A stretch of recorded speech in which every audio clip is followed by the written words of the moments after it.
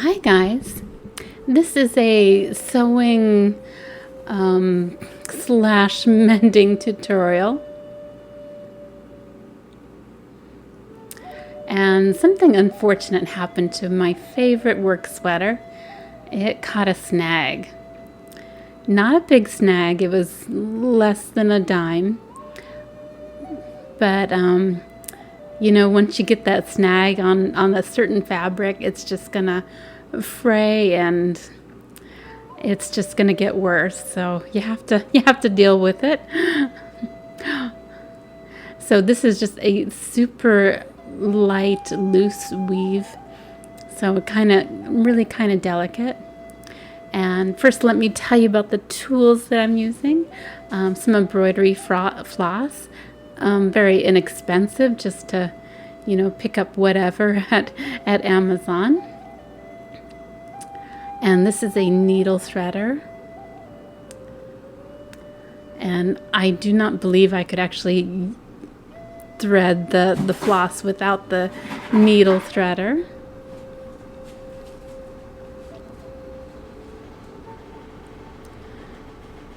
So this is very important to my process. I don't know if anybody else is having the same issues, but the needle threader is very important and pretty darn cheap. So definitely pick up a needle threader if you're having difficulty threading your needle.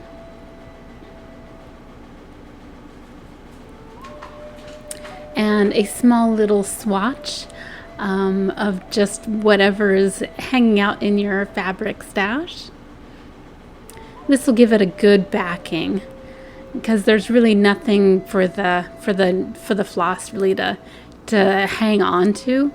My fears, I was just gonna make it worse if I tried to just sew it without the fabric. And the straight pins work pretty good for keeping the fabric in place. And just because I've got a really loose weave, it doesn't want to adhere to anything. So definitely keep it in place. I have barely enough fabric for what needs to be mended. So keeping it in just the right position is really important.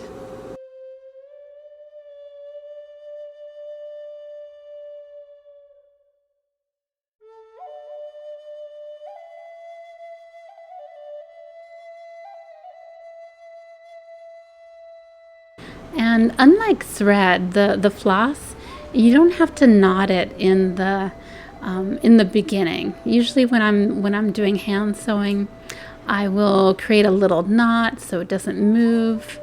But after you do a few stitches, this floss is just gonna stay in place. It's not gonna move around. You don't need to knot it like you would with thread. So just keep that in mind. Just one less thing you have to do while you're mending. And the first step is just to create some stitches that are just going back and forth. Just try to keep them as even as possible.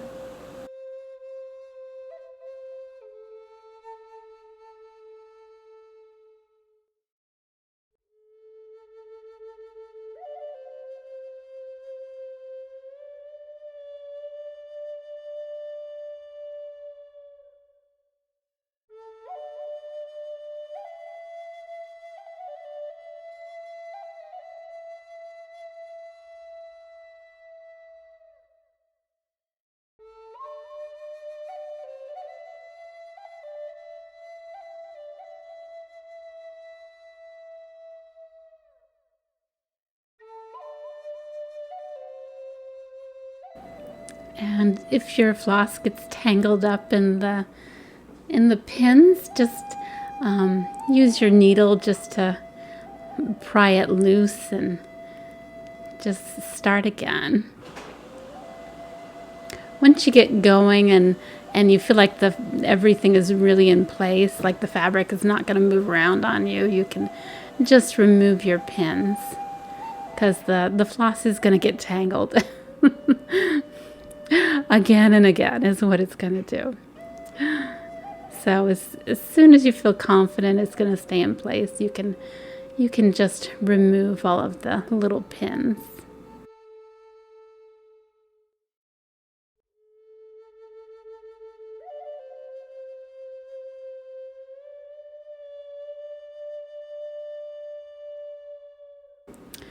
So I'm calling this imperfect kind of patching. It's not going to be the most beautiful patching job. It's not going to be completely invisible. But it doesn't really have to be the most beautiful patching ever. This is a very small portion of the sweater. And where the hole is located, it's on the back of the sweater, so it's not even something that people are even gonna see. You know, I figured if it was the front, I might take a little more time and make sure it's gonna be as perfect as possible.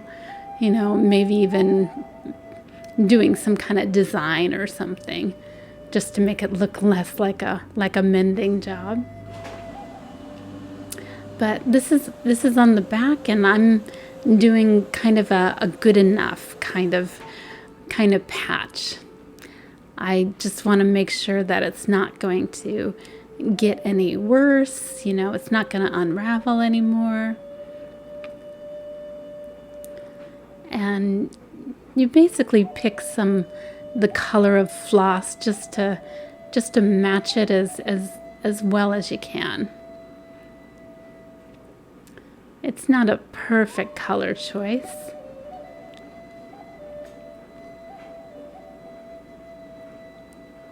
And just to give it a little more stability, I'm also going to be doing some stitches in the other direction, just to make sure it's gonna stay put and the threads aren't gonna move around.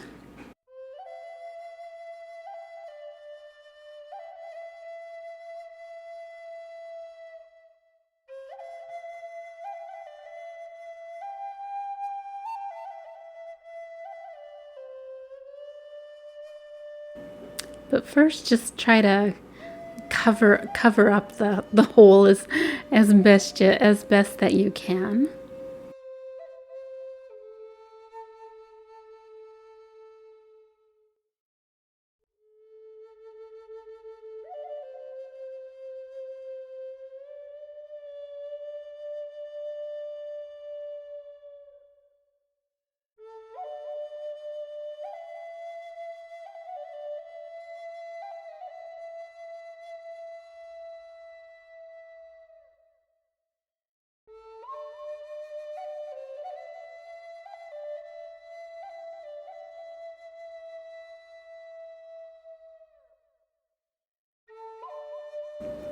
So for this stitching, I'm just kind of weaving the needle in and out of the different stitches.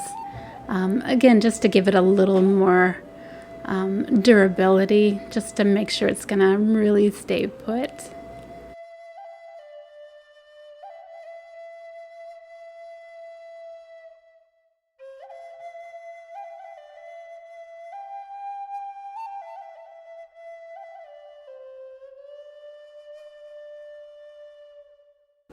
And you don't need to go crazy with the stitching. It's just a few stitches in the other direction. You know, just so the other stitches aren't going to be moving around too much.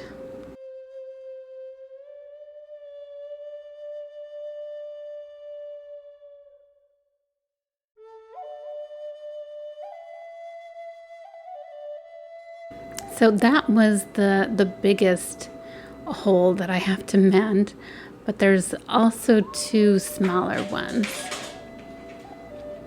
And for the smaller ones, I'm not using any fabric on them just because they're so small. And I think I can get away with not using a fabric. But on the other hand, your floss will just go right through. So, so I'm doing a little knot at the end of the floss.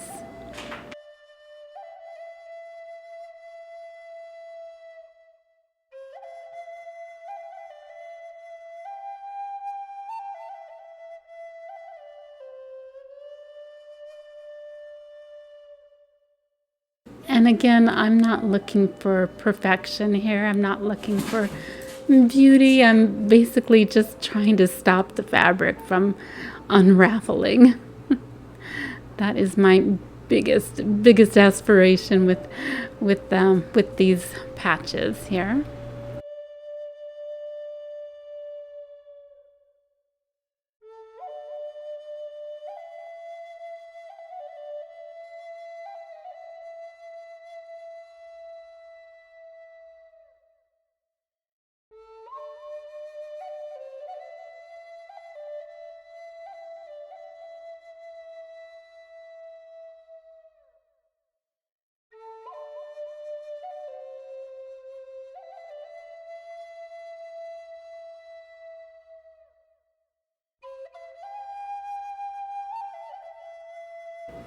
So again, I'm doing some stitching in the other direction as well.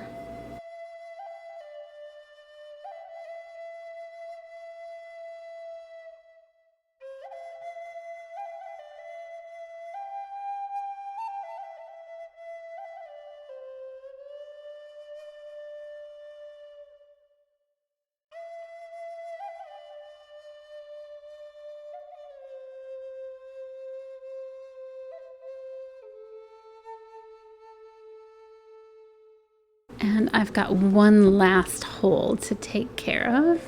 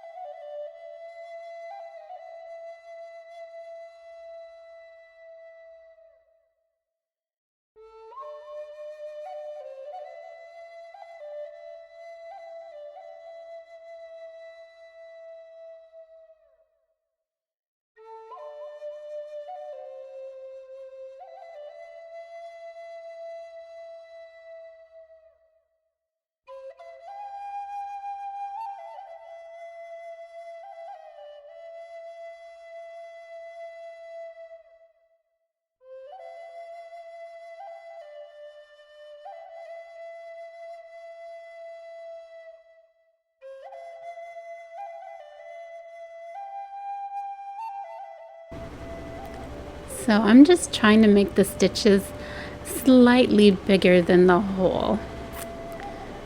You want your needle to go through some of the fabric that is structurally sound. So you want to give your needle as much of an opportunity as possible to latch onto something that's going to be secure, that isn't going to make the hole worse and will hopefully stand up for the test of time. That's usually the biggest test is, sure, it looks okay now, but how is it going to work after 10 washes? Is it still going to look good? Is it, is the hole going to reappear? So definitely try to do the best job you can when you're doing some mending.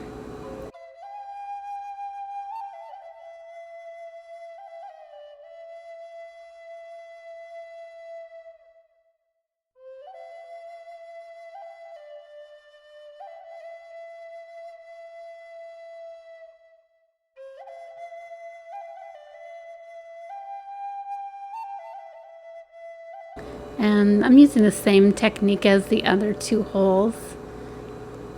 Try to give the patch just a little bit of stability by putting some stitches in the other direction.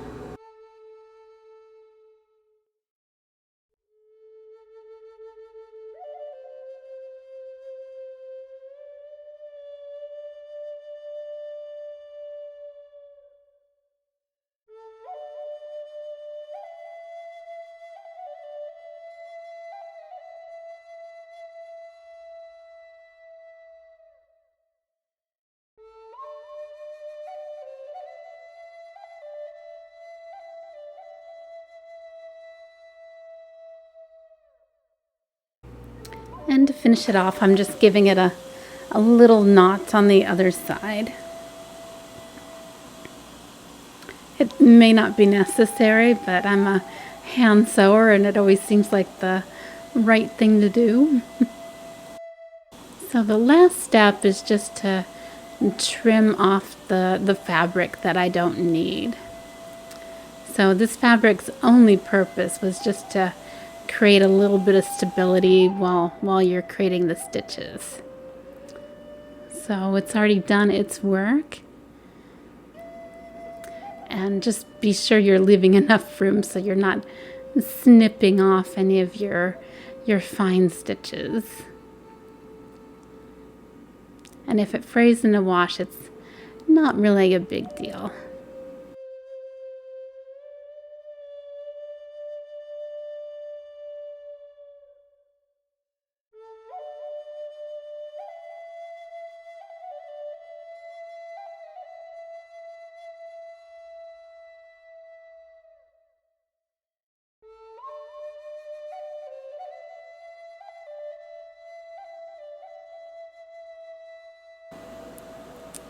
So I think this is a decent patch job, and hopefully it won't draw too much attention, and they are just so very tiny, but hopefully it'll just allow this sweater to make it through a few more years of wear. And I just want to say thank you to everybody for watching. Please like and subscribe, and I hope you have a great day.